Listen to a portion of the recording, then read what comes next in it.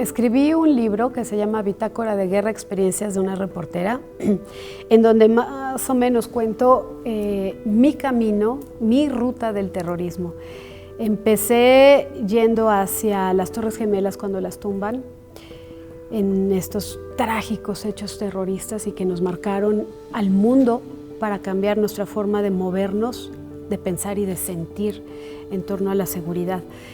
En cuanto decidieron cuáles eran los equipos de TV Azteca que se iban a mandar como enviados especiales, éramos un grupo de 3, reportero y camarógrafo y un productor.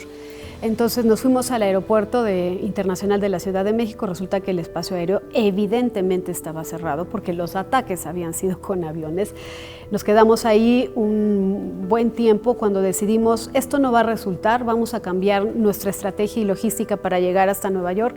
Así que volamos hacia el norte del país y ahí rentamos camionetas y nos fuimos bordeando toda la costa para llegar a Estados Unidos al punto neurálgico, a la zona cero, por tierra. Tardamos 36 horas en llegar y eso porque no paramos nunca más que para cargar gasolina y tomar agua, café o papitas, que era lo único que había porque solo estaban abiertas las gasolineras. Estados Unidos estaba en zona de terror, era como un país de zombies, no había nadie en las carreteras, no había nadie en las calles, no había nadie de nada. Así que logramos llegar intercambiando los turnos de manejo para no dormir nunca. El que descansaba un rato era el que le tocaba al otro manejar y así estuvimos intercalando hasta llegar. Nos tocó estar estos equipos de reportero y camarógrafo divididos, ¿no? Yo me colé hasta la zona cero y vi cosas que todavía no se pueden olvidar. Una vez que estuve en Nueva York, me mandaron a hacer también enviada especial en el Pentágono para contar igual la misma historia de lo que había pasado aquel 11 de septiembre. De regreso a México, seguía haciendo esta ruta del terrorismo y después fui a Afganistán. En Afganistán era donde supuestamente se escondió Osama Bin Laden, en las montañas. Así que estuve también ahí destacamentada en Afganistán y después me tocó ir a Irak con el segundo tema que tenía que ver también con pues la seguridad internacional y este numerito que se inventaron de armas químicas que no había tal, que no existieron nunca.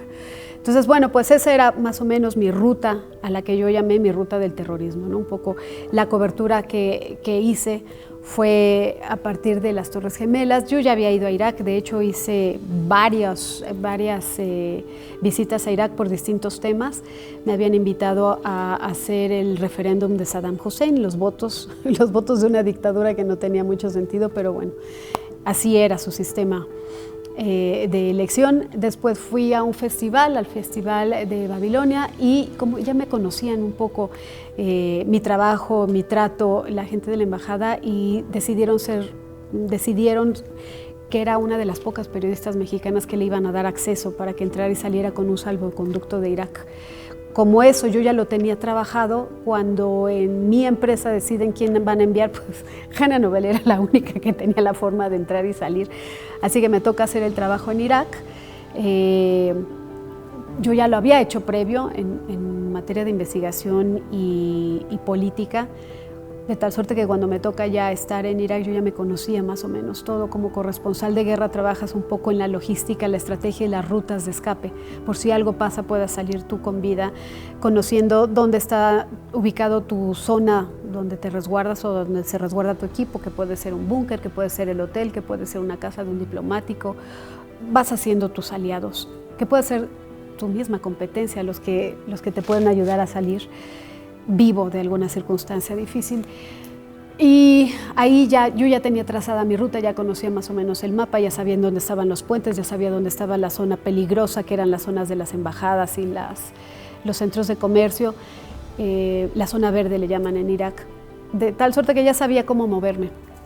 Lo que no tenía eran muchos recursos, así que siempre me hice amiga de quien sí tenía, como son las agencias internacionales de Reuters o de AP, que trabajando en un campo de batalla lo que haces es eso, intercambiar a veces información o favores por contenido, por movilidad, por un tanque, por unas pilas, por una vela, ¿no? Eso es lo que se trabaja generalmente en el campo de batalla. Me acuerdo mucho que uno de mis buenos amigos y que es de la competencia, Pepe Arévalo, él se iba, eso era en Afganistán, él ya se iban a hacer cambio de equipo. Y me dijo, te dejo este balón, no sabes las puertas que te va a abrir, un balón de fútbol. Y decía, ¿un balón de fútbol? Si estamos en la guerra, compadre. Pues no saben lo que me ayudó un balón de fútbol. Un balón de fútbol te puede intercambiar una lata de atún, que en esas cosas, en campos de batalla, no hay comida. Así que jugar con alguien, jugar con los niños de Afganistán o de Irak, eso también me abría las puertas. Eso ha sido la guerra para mí, estar en una zona de conflicto dura, para decirle a la otra parte del mundo que está viviendo en un jardín de flores que las cosas buenas y las cosas malas existen y que tenemos que trabajar por mejorar, por procurar que no haya campos de batalla, sino campos de flores. Uno no se prepara mentalmente nunca, llegas en la impronta, en los nervios, en la adrenalina, y no te da tiempo de pensar. O sea, lo que haces de preparación es un poquito el estudio de la zona donde vas, lo que hablan, lo que comen, la moneda, el tipo de cambio, las reglas, cómo se visten. Es muy distinto trabajar en el mundo occidental que en el Medio Oriente, por ejemplo, ¿no? Las mujeres, no tengo que explicarlo mucho, pero las mujeres no tienen tanta voz ni voto para movilizarse ni para hablar en público. Entonces te preparas un poco para saber a dónde vas a llegar. Y lo que siempre he pensado en un campo de estos, de batalla, de catástrofe, es que traes contigo el miedo atrás en tu mochilita, en tu backpack, junto con tu dinero de los viáticos y tu pasaporte, que eso nunca lo suelto. Pero no te preparas realmente. El choque emocional y psicológico lo sientes bien, el terremoto personal e interno, cuando sales de estas zonas de conflicto, cuando regresas a casa, cuando vas en el camino después de horas de trabajo, de no haber comido bien, de no haber dormido casi nunca, de estar corriendo todo el tiempo, de muchas veces de llorar o de sufrir con la gente que está ahí, sufriendo su propio conflicto, su propia pena, su propia batalla. Es cuando te da la impotencia, te da la tristeza, te da el bajón. Pero no, prepararte te preparas estudiando. Emocionalmente, pues solo lo vives cuando ya estás en el lugar, cuando ves a la gente, cuando ves los muertos, cuando los tienes que contar. Es más difícil mantenerte objetiva, no sé para quién sea esa pregunta. Yo procuro serlo y procuro siempre darle voz a todo mundo, a todos los colores, a todas las posiciones, porque me parece que la objetividad la debe de encontrar el auditorio, quien escucha, el lector, el receptor, a quien le vas a dirigir el mensaje. Esa objetividad la debe de encontrar él o ella cuando escuchan tu reportaje, tu video, tu discurso, y formarse esa opinión.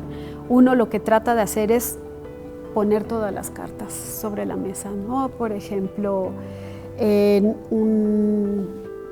Irak. En Irak lo que trataba yo de hacer es, ustedes, ¿qué es lo que piensan? ¿Qué es lo que sienten? ¿Qué es lo que quieren? La gente de a pie. El gobierno, ¿ustedes qué están diciendo? ¿Cuáles son sus reacciones? ¿Por qué están batallando? ¿Por qué son sus respuestas? ¿Por qué operan así? En la otra parte, el ejército de ambas, ¿no? El ejército iraquí o el ejército estadounidense, ¿qué dicen? ¿Qué quieren? ¿Qué piden? ¿Qué responden? ¿Qué contestan? ¿Qué preguntan?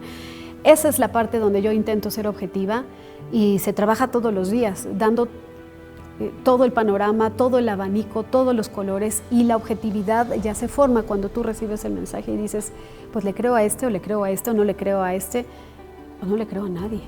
Yo creo que ahí es en donde uno trabaja la objetividad, en poner las cartas sobre la mesa y de todos los colores.